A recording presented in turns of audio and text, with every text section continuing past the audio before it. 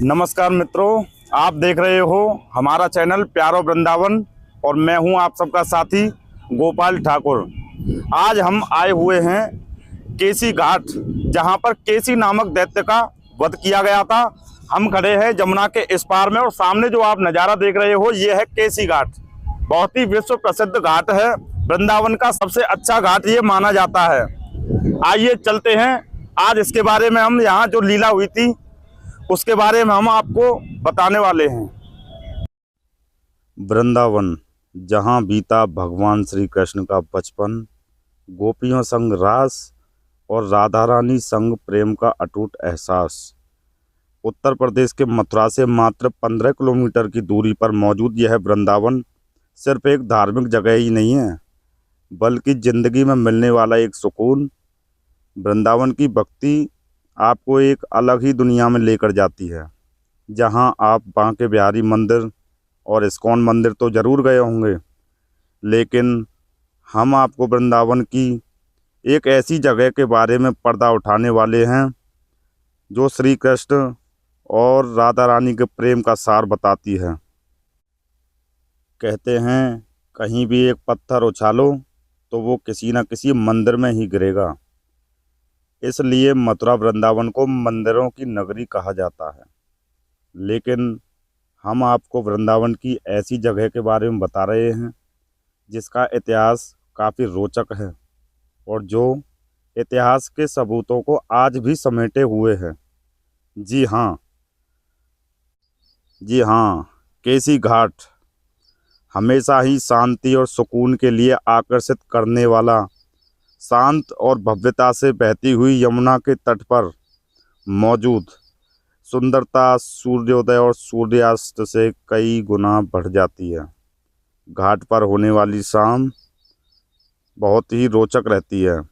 यहाँ की आरती में शामिल होने का एहसास भी अलग ही है। मान्यता है कि इस घाट पर भगवान श्री कृष्ण राक्षस केसी का वध करने के बाद स्नान करके गए थे। एक बार की बात है जब भगवान श्री कृष्ण के मित्र मधुमंगल ने भगवान श्री कृष्ण से कहा कि तुम्हारी बांसुरी, मोर मुकुट और पीताम्बर को देखकर गोपियां मोहित हो जाती हैं। माखन, छाछ, पकवान, मिठाइयाँ खिलाती हैं और इसकी वजह है तुम्हारा मोर मुकुट, बांसुरी, पीताम्बर। तुम इन वस्तुओं की वजह से पकवान, माखन, मिश्री खा पाते हो। तुम इन वस्तुओं को मुझे दे दो तो मुझे भी माखन, छाछ, खीर, पकवान खाने को मिलेगा। तो फिर कान्हा ने अपना मोर मुकुट, पीताम्बर, बांसुरी मधुमंगल को दे दी और मधुमंगल बड़े खुश हुए। सखाओं के बीच में जाकर कहते हैं कि गोपिकाएं आज तो मुझे ही माखन भोग खिलाएंगी। वहीं दूसरी तरफ केसी नामक दैत्य, जो बताते हैं कि विष्णु पुराण के अनुसार आखिरी दैत्य था। जितने भी दैत्य आए कान्हा को मारने, कोई भी वापस नहीं गया। तो उस केसी दैत्य ने कंस से कहा कि राजन मुझे भी मौका दे दो, मैं अकेला ही कृष्ण को मार सकता हूँ। तो कंस ने इसके जवाब में केसी दैत्य से कहा कि अब तक जितने भी दैत्य गए थे वो वापस नहीं आए, तो तू ही क्या कर लेगा जाकर। ज़्यादा इच्छा है तो तू भी जाकर देख ले। अब केसी जाने से पहले कंस से बोला कि मैं कान्हा को पहचानूंगा कैसे। तो कंस बोला कि मैंने भी कान्हा को नहीं देखा है कि वो कैसा दिखता है, लेकिन मैंने सुना है वो पीताम्बर धारण करता है, उसके हाथ में मुरली है और मोर मुकुट मस्तक पर धारण किए हुए रहता है। यह सुनकर केसी वृंदावन की तरफ चल देता है। अब केसी दैत्य वृंदावन में आकर कान्हा को ढूंढते ढूंढते यमुना नदी के तट पर पहुंच जाता है और वहां जाकर देखता है कि कुछ ग्वाल वाल गायों को चराने लग रहे हैं। अब केसी दैत्य बड़ा ही बलवान होता है उसका काफ़ी विकराल रूप होता है। जब वह काले घोड़े के रूप में आवाज़ निकालता है तो पूरा वृंदावन डर जाता है, इतनी तेज आवाज़ होती है उसकी।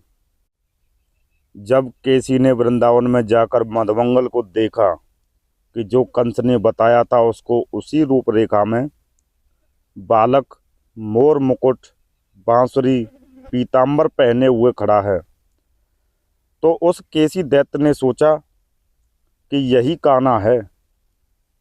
तो उस दैत्य ने अपने 2 पैर आगे वाले उठाए उसको मारने के लिए। तो काफ़ी विशाल रूप होता है उसका। जैसे ही उसने अगले वाले पैर अपने उठाए तो वायु के वेग से ही मधुमंगल गिर गया। अब दैत्य ने सोचा कि यह कृष्ण नहीं हो सकता है जो वायु के वेग से ही गिर गया। मधुमंगल भागा कृष्ण के पास में, कन्हैया कन्हैया, यह रखो अपना पीताम्बर और यह संभालो अपना मोर मुकुट, मैं इनको नहीं संभाल सकता हूँ। तभी केसी दैत्य कान्हा के ऊपर दोनों पैरों को उठाकर प्रहार करता है। तो उसने अपने दोनों पैर कान्हा के ऊपर उठाए थे प्रहार करने के लिए, और कान्हा ने अपने दोनों हाथों से उसके पैर ऊपर ही रोक लिए। अब दोनों पैरों को पकड़कर कान्हा ने गोल गोल घुमाया कई बार और उठाकर पटक दिया। अब तो केसी और ज़्यादा अधिक क्रोध में आ गया, फफकार लेने लगा, आंखों में मानो आग जल रही हो उसके। अब जैसे ही केसी दैत्य ने अपना मुंह खोला कान्हा को खाने के लिए या निगलने के लिए, तो कान्हा ने अपने हाथ से उसका गला रूंध दिया, मुक्का बनाकर उसके मुंह में ठूंस दिया और उसका गला रुंध गया, जिससे उसकी मौके पर ही मृत्यु हो गई।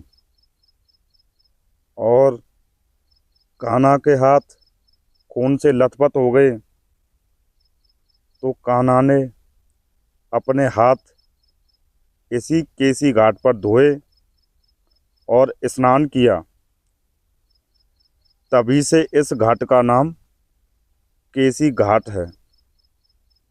यहाँ पर केसी दैत्य का वध करने के कारण भगवान कृष्ण का नाम भी केशव पड़ गया। जय हो श्री राधे श्याम। आप जो ये नज़ारा देख रहे हैं, ये श्री वृंदावन धाम का नज़ारा है परिक्रमा मार्ग का।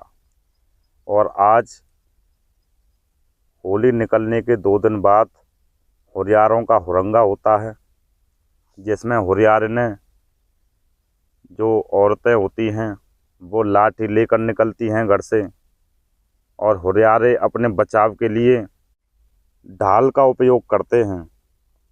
ढाल उनको लाठी डंडों से बचाती है।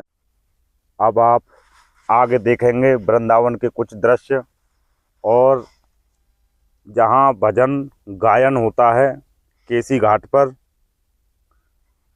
प्रतिदिन सायंकाल, और सायंकाल की जमुना आरती। अब आप आनंद लीजिए वृंदावन का।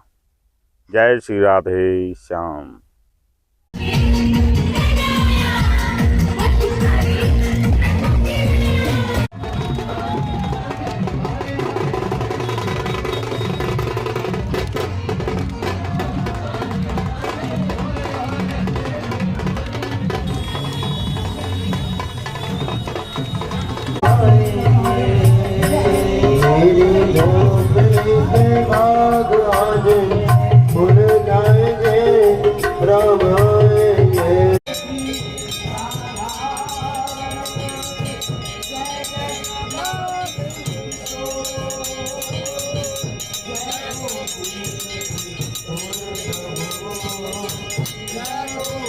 तो दोस्तों, आज हमने आपको केसी घाट में केसी नामक दैत्य का वध हुआ था उसके बारे में हमने आपको कृष्ण लीला आज बताई।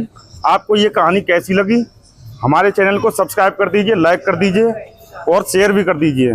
फिर मिलेंगे किसी नई वीडियो में। जय श्री कृष्णा।